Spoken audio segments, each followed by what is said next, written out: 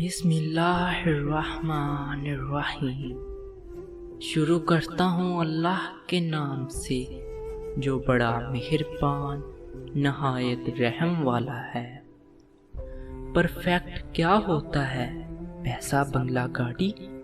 Perfect زندگی وہ ہوتی ہے جس میں خوشیاں ہوں، اور خوشیوں کی وجہ تو کوئی بھی چیز ہو سکتی ہے۔ حضرت علی نے فرمایا، عاجزی انسان کو بیکار بنا دیتی ہے اور صبر اس میں حوصلہ پیدا کرتا ہے۔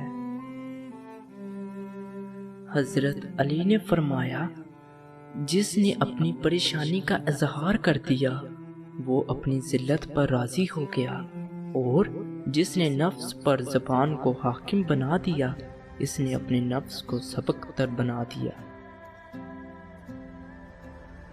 حضرت علی نے فرمایا، انسان کو اس کی برائیوں سمیت قبول کرنے والا ہی اچھا دوست ہوتا ہے، ورنہ خوبیاں تو دشمن کو بھی متاثر کرتی ہیں۔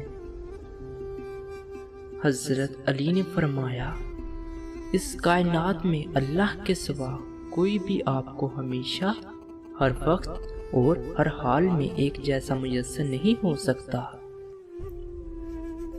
فتنہ فساد کے زمانے میں اس طرح رہو جس طرح 2 سال کا اونٹنی کا بچہ ہوتا ہے کہ نہ اس کی پشت سواری کے قابل ہوتی ہے اور نہ اس کے دہانے کے لائق تھن ہوتے ہیں۔ یہ جو دیر لگ رہی ہے وہ اللہ کی خیر بھی ہو سکتی ہے۔ دنیا کے ہر شخص سے مقابلہ کرو، مگر جب مقابلہ استاد یا والدین سے ہو تو پیچھے ہٹ جاؤ، کیونکہ ہار تمہارا مقدر ہوگی، یہی قانون فطرت ہے۔ حضرت علی نے فرمایا، زندگی کے 3 اصول بنا لو۔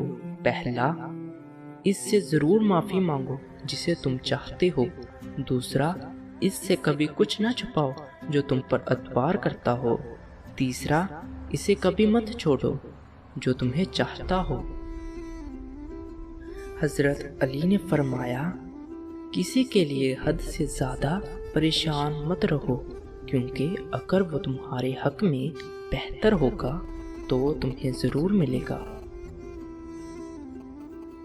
جن کی کوئی عزت نہیں ہوتی وہ دوسروں کو بے عزت کر کے فخر محسوس کرتے ہیں۔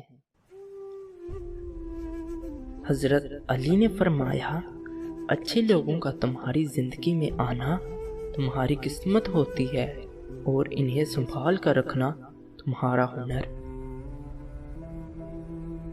حضرت علی نے فرمایا، صدقہ بہترین کارآمد دعا ہے، اور لوگوں کے دنیا کے اعمال آخرت میں ان کی نگاہوں کے سامنے ہوں گے۔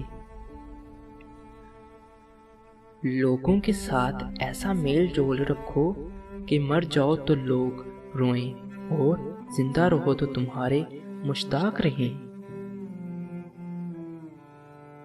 جب یہ محسوس ہو کہ سبھی راستے بند ہیں تو اللہ کے راستے پر چل پڑو۔